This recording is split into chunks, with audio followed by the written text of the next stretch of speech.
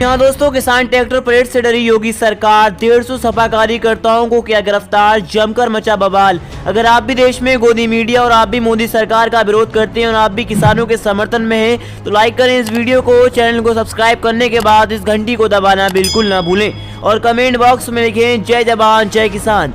बढ़ते हैं खबर की तरफ। आपको बताएंगे किसान ट्रैक्टर परेड से यूपी के कई जिलों में जबरदस्त प्रदर्शन, लखीमपुर में 150 सपा कार्यकर्ताओं को किया गिरफ्तार। आपको बताते चले, राजधानी लखनऊ, अयोध्या, मथुरा, कानपुर, लखीमपुर समेत यूपी के कई जिलों में किसानों के समर्थन में समाजवादी पार्टी के कार्यकर्ताओं ने मंगलवार को जोरदार प्रदर्शन किया। रैली निकालने को लेकर पुलिस नोक झोंक हुई। आपको बताते चलें, कई नेताओं को नजरबंद किया गया है। लखीमपुर में 150 सपा कार्यकर्ताओं को गिरफ्तार किया गया है। लखनऊ की सदर बीकेटी मोहन लालगंज तहसील में ट्रैक्टर रैली व तिरंगा यात्रा निकाली। आपको बताते चलें, गौतम नगर विस्तार सदर तहसील में सपा कार्यकर्ताओं ने प्रदर्शन किया, जिस पर पुलिस ने लाठीचार्ज किया। लखनऊ में हंगामा हुआ। आपको बताते चले, लखनऊ के बीकेटी तहसील समाजवादी युव जन सभा के प्रदेश अध्यक्ष दिनेश गिरी के नेतृत्व में कार्यकर्ताओं ने सीतापुर हाईवे पर ट्रैक्टर रैली और तिरंगा यात्रा निकाली। इस दौरान हाईवे पर जाम की स्थिति भी बन गई। आपको बताते चले, मौके पर पुलिस फोर्स के साथ एसडीएम बीकेटी पहुंचे और प्रदर्शनकारियों की बीकेटी थाने ले गए। आपको बताते चले, इस दौरान सपा कार्यकर्ताओं ने केंद्र सरकार से तीनों कृषि कानून वापस लेने की मांग को लेकर हंगामा किया। बढ़ते हैं दूसरी बड़ी खबर में। आपको बताएंगे, किसान आंदोलन में गई दिल्ली के युवक की मौत, परिवार ने लगाए पुलिस पर गोली मारने के आरोप, जबरदस्त हंगामा। आपको बताते चले, दिल्ली में निकाली गई किसानों की ट्रैक्टर परेड के दौरान बिलासपुर के युवक की मौत हो गई। परिवार का आरोप है कि दिल्ली पुलिस की गोली से उनके बेटे की मौत हुई है। सूचना पर परिवार में हंकोराम मच गया। शव लेने के लिए परिवार दिल्ली रवाना हो गए। आपको बताते चलें, इससे पहले बिलासपुर के बिरदरी किसान कश्मीरी सिंह ने गाजीपुर बॉर्डर धरने के दौरान आत्महत्या कर ली थी। आपको बताते चले, रामपुर के उत्तराखंड सीमा से सटी कॉलोनी डिबा निवासी नवरीत सिंह पुत्र साहब सिंह 4 दिन पहले किसान आंदोलन में गाजीपुर बॉर्डर पर आए थे। वहीं आपको बताते चलें, किसान परेड में भी मंगलवार को शामिल था। पिता साहब सिंह के अनुसार सुबह नवरीत ने फोन पर बताया था कि वह अपने दोस्त का ट्रैक्टर चला रहा है और परेड में शामिल है। आपको बताते चलें, उधर बाजपुर के दो किसान नेता एवं प्रत्याशी अजीत रंधावा ने बताया कि नवरीत समेत बड़ी संख्या में किसानों के साथ आईटीओ चौराहे पर थे। वहीं आपको बताते चलें, पुलिस ने आंसू गैस के गोले दागे, हर तरफ धुआं धुआं हो गया। इस दौरान नवरीत रास्ता भटक गया और ट्रैक्टर लेकर कनाट पुलिस पैलेस की ओर चला गया। उसे अकेला पाकर पुलिस ने गोली दाग दी। दोस्तों, आपको इस खबर के बारे में क्या राय है, हमें कमेंट कर जरूर बताएं। जब ऐलान किया कि अब हम लोग संसद की मार्च करेंगे, तो उसके बाद एक सिरा वाकई धीरे धीरे होते होते संसद तक पहुंच चुका था और दूसरा सिरा वहीं पर मौजूद था। और इस भीड़ को देख के इंदिरा गांधी ने उसके बाद आने वाले वक्त में इस देश ने इमरजेंसी देखी और इसके 48 घंटे के बाद, यानी जिस रैली को जेपी ने निकाला था उसके 48 घंटे के बाद इमरजेंसी इस देश में लागू हो गई। मौजूदा वक्त में कोई इमरजेंसी नहीं है। मौजूदा वक्त में संविधान के हाथ पांव किसी ने नहीं बांधे हैं। मौजूदा वक्त में सुप्रीम कोर्ट अपना काम कर रहा है। मौजूदा वक्त में कानून व्यवस्था अपने तरीके से चल रही है। लेकिन जो काम जिस इंस्टीट्यूशंस का होना चाहिए, क्या वो काम वो इंस्टीट्यूशन कर पा रहा है, या हर के भीतर कुछ सवाल है। युवाओं के भीतर सवाल है कि रोजगार कैसे मिलेगा, हाथों में डिग्रियां हैं।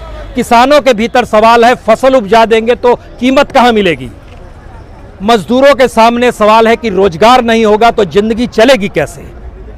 यही वो सवाल है जो धीरे धीरे किसी भी आंदोलन में उसको सींचते हैं और उसको आगे बढ़ाते हैं। सवाल है, कोई भी आंदोलन 2 महीने तक लगातार चलने के बाद कैसे अपने आप को बढ़ाते चला जा रहा है, शायद किसान आंदोलन के जरिए इसलिए समझने की जरूरत है क्योंकि इस दौर में भारत की अर्थव्यवस्था डामाडोल है। भारत की राजनीतिक सत्ता ने जिस तरीके से अर्थव्यवस्था को चलाया है, उसमें किसी भी संस्थान के पास, किसी भी इंस्टीट्यूशन के पास कोई भी इंफ्रास्ट्रक्चर हो, और होते होते यह स्थिति धीरे धीरे एग्रीकल्चर को भी अपने आगोश में जब समेटने की दिशा में आ गई है, तब यह सवाल खड़ा हो रहा है, क्या भारत की अर्थव्यवस्था इतनी डामाडोल है कि वह किसानों को एमएसपी नहीं दे पाएगी? क्या इतनी डामाडोल है कि आने वाले वक्त में पीडीएस सिस्टम नहीं चलेगा? क्या इतनी डामाडोल हो चली है कि इस देश के भीतर में एफसीआई के गोडाउन्स नहीं रहेंगे, कॉरपोरेट्स के गोडाउन आ जाएंगे? ये सारे सवाल हैं और इन सवालों का जवाब ऐसे आंदोलन के भीतर घुसकर मिले या ना मिले, लेकिन ऐसे आंदोलन उस राजनीतिक व्यवस्था पर सवाल जरूर खड़ा करते हैं जो राजनीतिक व्यवस्था एक तरफ संविधान को चूमती है, संविधान की शपथ लेती है, लेकिन दूसरी तरफ संविधान में दर्ज नागरिकों के हक और अधिकारों को कहीं ना कहीं बटिया मेट कर देती है। और शायद इसीलिए हमें लगता है कि इस दृश्य को जब आप देखेंगे तो बड़ी तादाद में यही वो सड़क है जहां से किसानों ने जब यहां पर मार्च किया तो सीधे दिल्ली की दिशा में बढ़ते चले गए। दूसरी तरफ की ये सड़क बतलाती है कि किस तरीके से किसान धीरे धीरे लौट रहे हैं। दिल्ली के 5 बॉर्डरों का नज़ारा कम से कम यही है।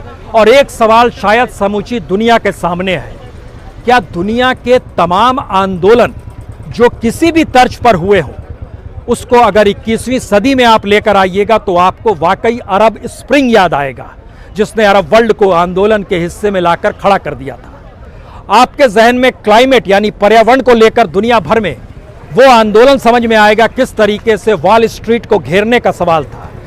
और इस दौर में अगर आप देश के भीतर झांकेंगे तो फिर देश के भीतर के उन आंदोलनों को समझिए जो इस देश में निर्भया कांड में भी हुआ था, इस देश में लोकपाल के वक्त भी हुआ था, इस देश के भीतर आदिवासियों को लेकर भी हुआ था।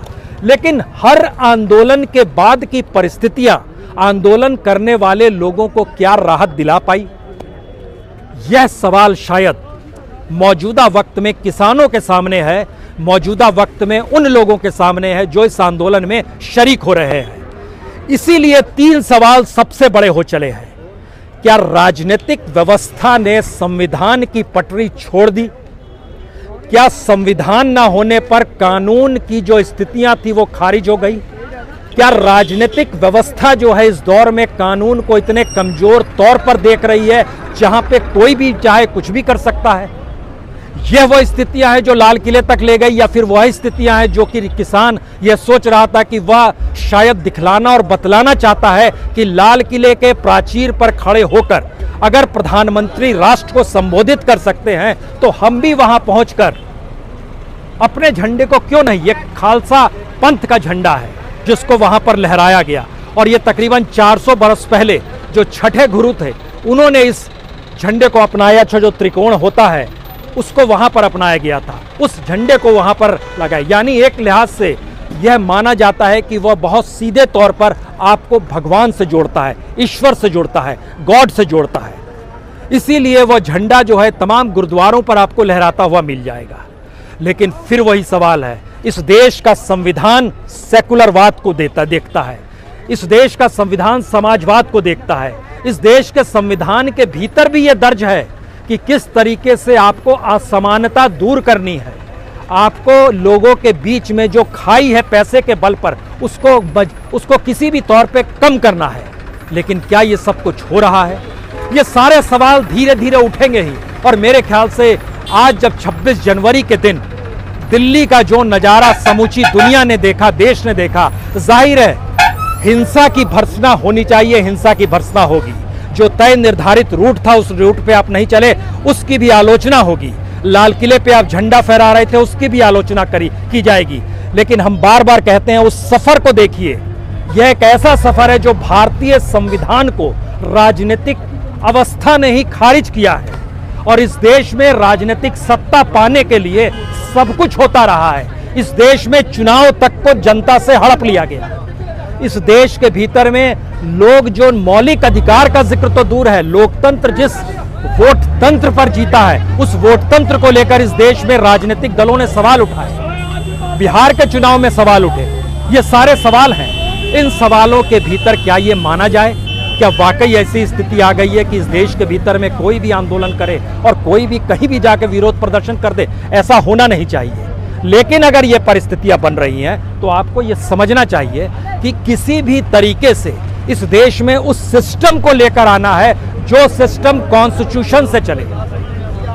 संविधान को खारिज कर कर कोई व्यवस्था नहीं चल सकती है, संविधान से हटकर कोई परिस्थितियां नहीं चल सकती है। ये सारी स्थितियां बार बार इसी दिशा में इंगित करती है, क्या कहीं स्टेट फेल तो नहीं हो रहे हैं, क्या ऐसी स्थिति तो नहीं आ पा रही है। इस तरीके से लोगों के भीतर का गुस्सा हर जगह फूट पड़ता है। ये लगातार लोगों का जो जमावड़ा है, हमें लगता है कि आज इस बात को भी समझिए, इस बात को लेकर बड़ी बहस चल रही है कि आखिर वो कौन सा झंडा है जो लाल किले पर फहरा दिया गया, और क्या उसको लेकर कुछ सवाल नहीं है। हमें लगता है कुछ सवाल हो सकते हैं, लेकिन इसको कहा जाता है निशान साहेब का झंडा।